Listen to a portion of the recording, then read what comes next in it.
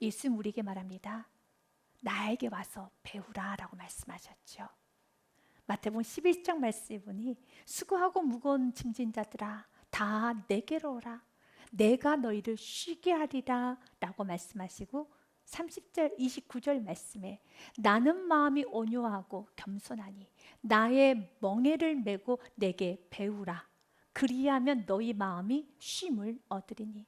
마음에 쉼이 없다라며, 마음이 불안하고 초조하다라며 지금 내 마음에 온유와 겸손이 없다는 겁니다. 온유와 겸손이 있으면 마음에 쉼을 얻을 수 있습니다. 예수님은 오늘 우리들에게 나에게 와서 온유와 겸손을 배우라 하십니다. 주님께 배우셔야 됩니다. 주님께 온유를 배우셔야 됩니다. 그런데 우리 주님은 너무 멋지고 근사하셔서 이렇게 말씀하시네요. 나의 멍에를 메고 내게 배우라. 멍에라는 것은 소나 말의 목에 가로 얹는 둥그렇게 구부러진 막대기를 말합니다. 그리고 소와 말의 주인이 그 소와 말을 끌고 다닐 때 사용되는 것이 멍에입니다. 그런데 팔레스타인 멍에는 T자입니다. 두 마리 소가 같이 멍에를 메게 됩니다. 예수님은 멍에를 메실 필요가 없습니다. 예수님 우리에게 가르쳐 주시고 우리는 잘 배워서 우리가 살면 되는 것이지, 예수님은 온유 자체시기 때문에 예수님 사실 필요가 없습니다. 그런데 예수님께서는 우리들에게 내가 너희들 잘 가르쳐 줬지? 너희들 나에게 잘 배우고 알아서 세상에서 살으세요 라고 하는 것이 아니라 주님은 오늘 우리들에게 말합니다. 나와 같이 멍에를 메고 내가 너를 도와줄 테니까, 내가 너에게 온유가 무엇인지 가르쳐 줄 테니까 나와 함께 소 두 마리가 같이 발을 맞춰서 나아가는 것처럼 우리 주님은 나와 함께 멍에를 메고 나의 멍에를 메고 내게 배우라고 했던 것처럼 예수님은 나와 함께 걸어가기 원합니다. 나를 도와주신다는 겁니다. 그래서 온유라는 열매는 성령의 열매예요. 나의 힘으로 맺을 수 있는 열매가 아니라 성령님께서 도와주셔야지만 맺을 수 있습니다. 여러분 홀로 세상에서 온유의 열매 맺으라고 하지 않습니다. 내가 도와줄게. 나하고 함께 같이 걸어가는 거야. 주님께 배우십시오. 그리고 주님의 도와주심을 믿으시길 바라겠습니다. 그렇다면 예수님께서 나에게 배우라고 하는 온유, 또한 예수님은 나는 마음이 온유하다고 하는 그 온유의 뜻은 무엇일까요? 온유의 문자적인 의미는 사람의 표정이나 성질이 온화하고 부드러운 을 말할 때 온유라고 말합니다. 예수님께서 나의 성질, 나의 표정이 온화하고 부드러운 것을 예수님도 온유라고 말씀하실까요? 그러기에는 예수님은 온유하지가 않습니다. 말씀해 보니 예수님께서 채찍을 드셨습니다. 이것은 온화하고 부드럽지 않습니다. 또한 예수님께서 독사의 자식이라고 말합니다. 와일수찐저라고 말합니다. 회칠한 무덤이라고 말합니다.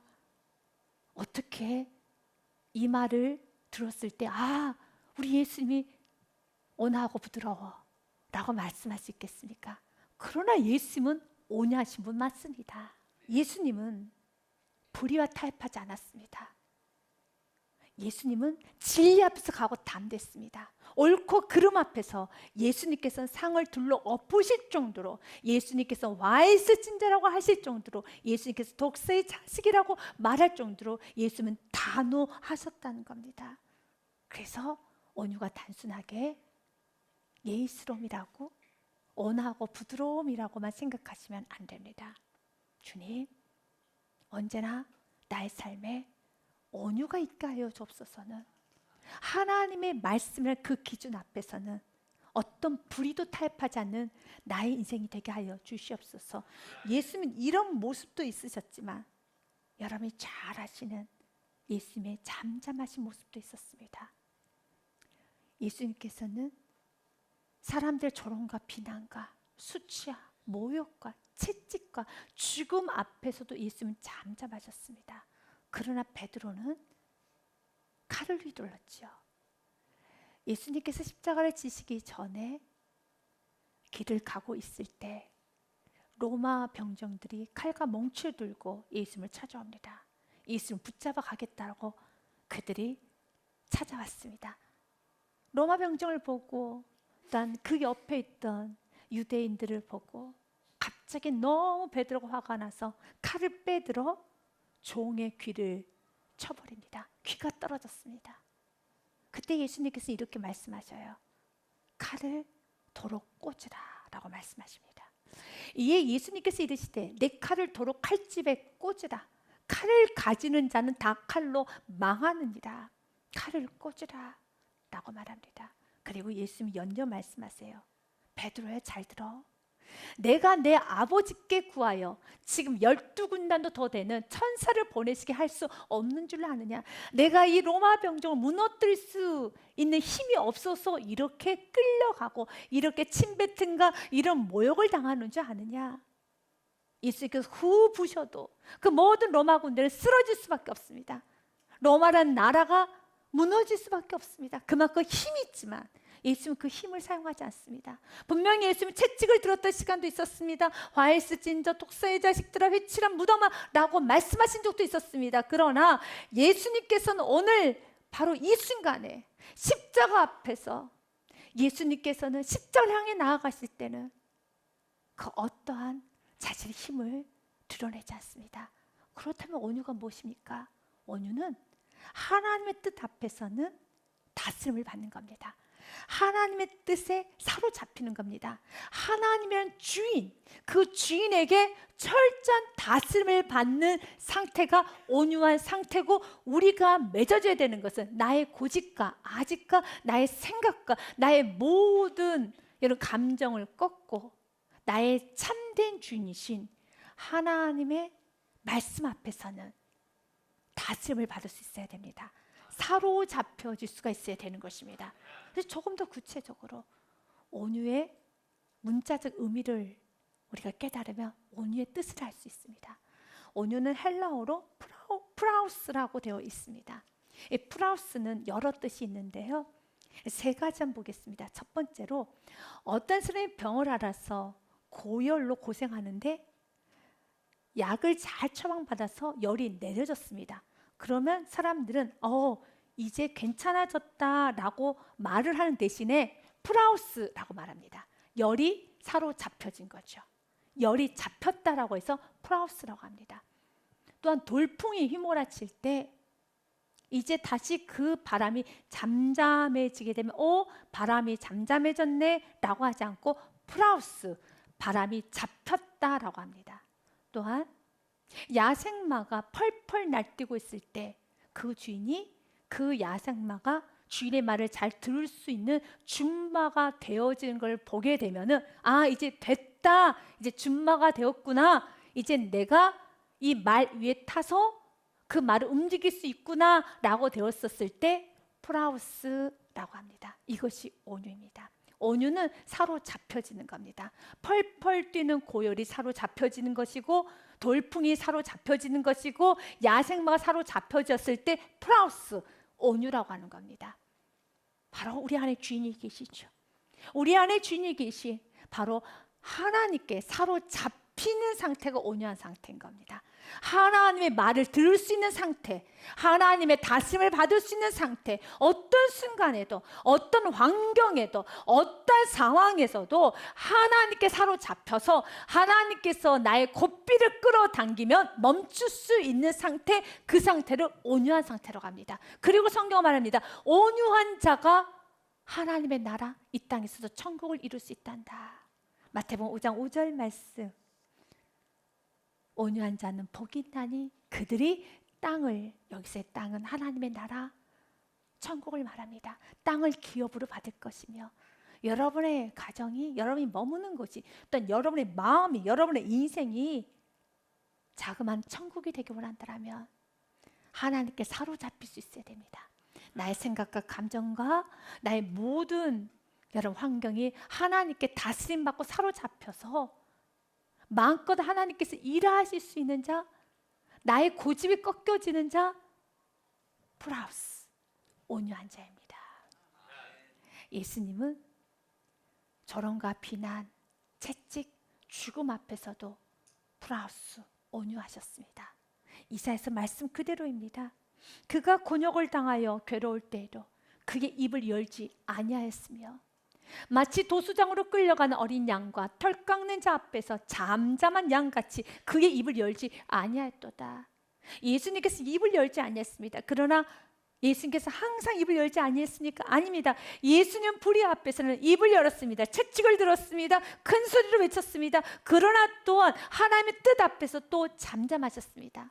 하나님의 뜻이라면 내가 멈출 수 있어야 됩니다. 하나님의 뜻이라면 나는 전진할 수 있어야 됩니다. 이것이 온유라는 겁니다. 온유는 나의 마음대로 사는 것이 아니라 온유는 하나님 말씀, 나의 참 주신 그분께 사로잡혀 사는 것, 바로 온유입니다. 예수님은 우리의 삶 가운데 이 온유의 열매가 맺어지기를 원합니다. 온유는 맺어지는 열매라면은 그 온유의 열매를 잘 맺기 위해서는 우리의 내면이 단단해져야 됩니다. 내면이 하나님을 믿는 믿음으로 단단해지면 우리 삶에 조급함, 성급함, 무례함, 거침, 그리고 두려움과 불안이 다 사라지게 되죠. 여러분도 경험해 봤을 겁니다. 하나님에 대한 믿음을 충만하고 하나님 일하시고 하나님 나와 함께 하시고 하나님 나를 받쳐주신다라는 그 믿음이 있으면은 우리는 조급해지지 않습니다. 우리 두렵지도 않습니다. 과거 담대하게 조금 더 계획적으로 멀리 내다보면서 하나님 인도함을 잘 받으려고 세미하게 귀를 하나님께 열 수가 있습니다. 하지만 하나님에 대한 믿음이 사라지기 시작하면 불안하죠. 하나님의 일하심을 내가 느끼지 못한다면 너무 불안해합니다. 그래서 우리는 욕심을 부리고 이기적으로 행동하고 무례하게 말하고 무례하게 단죄하고 정죄하고 결정을 내려버리는 것이죠. 예수님께서도 이 땅에서 너무 멋지고 근사하게 온유하게 하나님의 뜻을 다 이룰 수 있었던 이유는 예수님의 내면은 단단했습니다. 예수님께서 세례 요한으로부터 세례를 받고 난 후에 하늘로부터 소리가 들립니다. 예수님은 이 말씀 붙잡고 살았습니다. 하늘로부터 소리가 있어 말씀하시되 이는 내 사랑하는 아들이요 내 기뻐하는 자라 하시니라. 아멘. 예수님 내면에 이 말씀을 가득 채웠습니다. 이 땅에 오셨던 예수님을 사람들은 싫어했어요. 미워했습니다. 분노하고 증오하고 비난하고 조롱까지 했습니다. 그때마다 예수님도 육신을 가지고 계셨기 때문에 상처라는 걸 받을 수 있었겠죠. 그러나 예수님 상처받지 않았습니다. 왜요? 내면에 하나님이 사랑하는 아들, 하나님이 기뻐하는 자라는 이 말씀으로 내면을 꽉 채웠기 때문에, 가득 채웠기 때문에 여러분들이 세상에 상처를 받지 않고 가고 담대하게 나갈 수 있는 건 하나님이 여러분에게 하시는 말씀으로 가득 채워야 되는 겁니다. 하나님은 오늘도 말씀합니다. 너는 나의 사랑하는 아들이란다. 나의 사랑하는 딸이란다. 너는 나의 기쁨이란다. 그리고 연이어 이사야 41장 10절 말씀에 주는 말합니다. 두려워하지 말아라. 무서워하지 말아라. 내가 너와 함께함이라. 놀라지 말아라. 나는 내 하나님이 됨이라. 내가 너를 굳세게 하리라. 참으로 너를 도와주리라. 참으로 의로운 오른손 너를 붙잡아 주리라. 아멘. 이 말씀으로 나의 내면을 채워야 되는 겁니다. 그래야지만 주님이 날 붙잡고 있구나.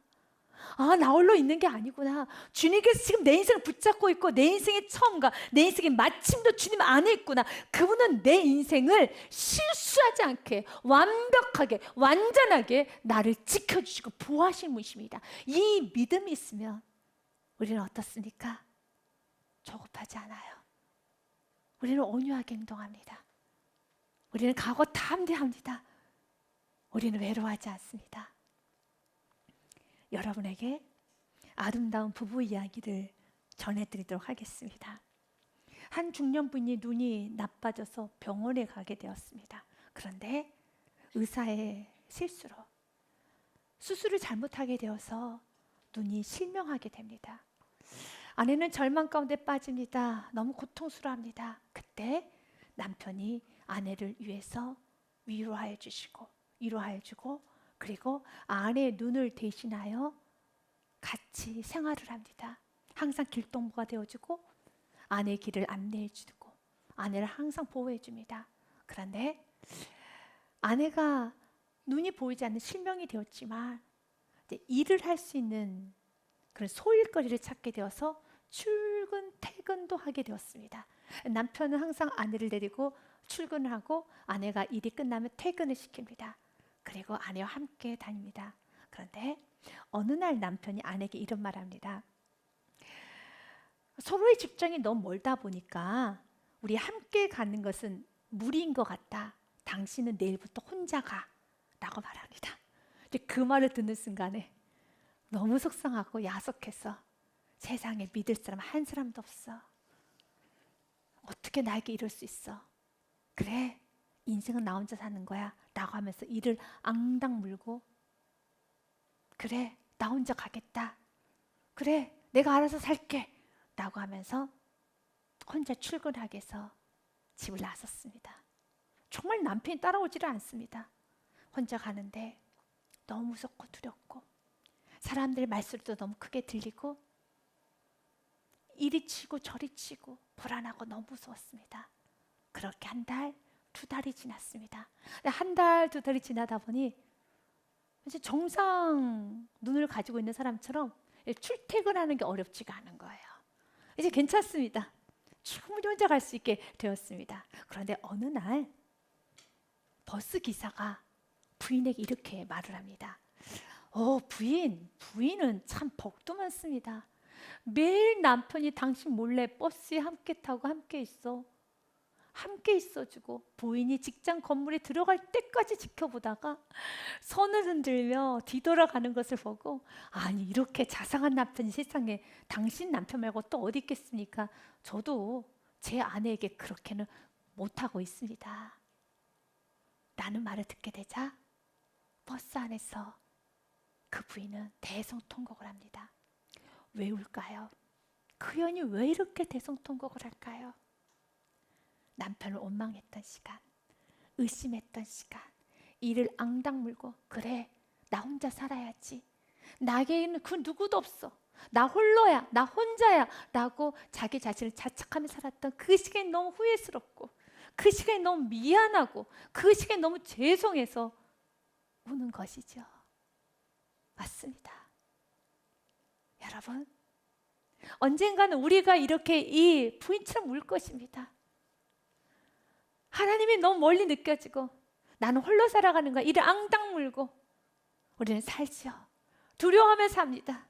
무서워하며 삽니다. 하나님 날 도와주지 않는 거 아닌가? 하나님이 지금 있기는 하는가? 지금 나 홀로 걸어가는 것 같아. 이 사람에게 치고 저 사람에게 치고, 그러나 그 남편이 그 아내가 들어가기까지 기다려보다가 손 흔들고 들어가는 것처럼 때로는 우리가 오늘 하루의 삶을 사는 동안에 주님께서 우리를 지켜보십니다. 내가 성장해야 될 양이 있기 때문에, 나 홀로 살아가야 되는 영적 근육이 있기 때문에 주님 우리를 지켜보십니다. 그리고 오늘 하루를 잘 살고 나면 오늘 잘 살았다, 잘했다 하면서 주님께 손을 흔들어 주시면서 쓰다듬어 주시는 그 주님, 언젠가는 여러분 영의 눈이 떠져서 보게 될 것입니다. 그러면 여러분 대성통곡하겠죠. 후회하겠죠. 내가 내 자신을 자책하고 살았던 시간, 원망하고 불평하고 분노하고 외로워하고 여러분 힘들게 살았던 그 시간을 회개할 겁니다. 이 여인처럼요. 나 혼자 가는 게 아니었다는 겁니다. 몰래 내 뒤에 따라오는 분이 있다는 것입니다. 주님은 오늘도 우리에게 말합니다. 난 너에게 혼자 온유하게 살라고 말하지 않아. 나의 멍에를 메고 내게 배우라. 내가 너와 함께 걸어갈 것이란다. 내가 널 도울 것이란다. 주님은 오늘도 우리에게 말합니다. 나는 내 편이란다. 이 말씀 믿고 이 말씀이 여러분 삶 가운데 움직이고 여러분 영의 눈이 떠져서 하나님이 나를 돕는 자들 중에 나 주위에 하나님께서 나를 둘러주셔서 나를 보호하고 계심을 여러분들이 아셔야 되는 겁니다. 지금 오늘 우리가 믿기 원합니다. 시편 118편 말씀의 6절에 여호와는 내 편이시라. 내가 두려워하지 아니하리니 사람이 내게 어찌할까? 믿으십니까? 8절은 우리 같이, 7절은 같이 읽겠습니다. 여호와께서 내 편이 되사 나를 돕는 자들 중에 계시니 그러므로 나를 미워하는 자들에게 보응하시는 것을 내가 보리로다. 아멘. 하나님은 나를 돕는 자들 중에 계십니다. 바로 여러분 옆에 있습니다. 여러분을 돕고 계십니다. 여러분을 보고 계십니다. 여러분을 지금 보면서 지지하고 계십니다. 하나님이 날 보고 계신다는 걸 내가 느낄 때, 내가 여러분 알기 시작할 때 우리 삶에 온유함이 있어요. 나 홀로 살아간다고 생각하니까 짐이 무겁게 느껴지는 거예요. 지쳐 쓰러지는 겁니다. 하나님이 지금 날 보고 있어. 하나님이 지금 나를 보고 있어. 사랑하는 여러분, 하나님이 보고 계십니다. 여러분이 고군분투하는 모습을 보고 계십니다. 믿음으로 살아가는 모습을 보고 계십니다. 여러분들이 끝까지 버티고 있는 그 모습을 보고 계십니다. 여러분들이 부족한 믿음이지만 그래도 주님의 뜻 가운데 거하려고 하는 그 모습을 보고 계십니다. 그 보고 계신 하나님을 여러분도 보아야지만, 여러분도 느껴야지만 여러분은 자신 있게 살아갈 수가 있는 것입니다. 모세를 향하여서 성경은 온유한 자다라고 성경 기록됐어요. 민수기 12장 말씀에 보니 이 사람 모세는 온유함이 지면의 모든 사람보다 더하니라. 그러나 우리는 알고 있습니다. 모세는 온유한 자가 아닙니다. 모세는 사람을 쳐 죽인 자이죠. 혈기가 넘친 자입니다. 출애굽기 말씀 2장 12절 말씀에 보니 좌우를 살펴 사람이 없음을 보고 그 애굽 사람을 쳐 죽여 모래 속에 감추니라. 어떻게 사람을 쳐 죽인 사람을 향해서 온유한 자라고 말할 수 있습니까? 그렇게 말할 수 없죠. 그가 사람을 쳐 죽이는데도 이유가 있어요. 11절 말씀에 보니 모세가 장성한 후에 한 번은 자기 형제들에게 나아가서 그들이 고되게 노동하는 것을 보더니 어떤 애굽 사람이 한 히브리 사람 자신의 동족을 곧 자기 형제를 치는 것을 본지라. 그래서 화가 나서 12절에 그 애굽 사람을 쳐 죽여 모래 속에 감춘 겁니다. 이유에 있겠지만 사람을 쳐 죽이면 안 되죠. 그는 동족을 사랑했습니다. 동족을 지키고 싶었습니다. 보호하고 싶었습니다. 하지만 그는 자신이 사람을 쳐 죽였다는 게 드러나게 되자 미디안 강야로 무책임하게 도망갔습니다. 그는 도망자입니다. 무책임한 자입니다. 그는 온유한 자가 아닙니다. 그랬던 모세를 하나님께서는 광야에서 40년 동안 온유 훈련을 시킵니다. 그리고 그의 나이 80세가 되었었을 때 이스라엘의 영적 지도자로서 그 모나고 모난 이스라엘 백성들을 40년 동안 광야에서 이끌어 가나안 땅을 향했습니다. 그리고 성경 말합니다. 모세는 모든 사람들보다, 지면에 있는 모든 사람보다 훨씬 더 온유한 사람이다. 주님은 오늘 우리들에게 말합니다. 바로 우리 안에 나의 힘으로, 나의 열정으로는 그 어떤 것도 할 수 없습니다. 하지만 40년의 온유 훈련을 받았던 모세는 이제 그는 신을 벗습니다. 그리고 철저하게 프라우스, 온유한 자가 되어서 하나님께 사로잡혀지고 하나님께 다스림 받아지고 어떤 환경에서 하나님의 뜻이라면 멈추지 않고 달려나가고 그리고 하나님께서 멈출 수 있는 하나님께 다스림 받을 수 있는 자 모세가 되어갑니다. 그리고 성경 근량에서 온유한 자라고 합니다. 우리도 동일하게 말합니다.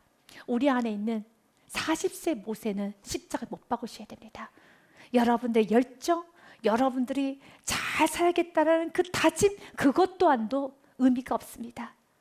주님께서는 오늘 또 말합니다. 나에게 사로잡힘 받아야 된다는 것이죠. 하나님께 사로잡힘 받고 어떤 순간에도 어떤 환경에도 하나님께 사로잡힘 받는다면 그가 바로 온유한 자고 그에게 하나님은 땅을 주시고 바로 그가 머무는 곳이 천국 하늘나라가 됩니다.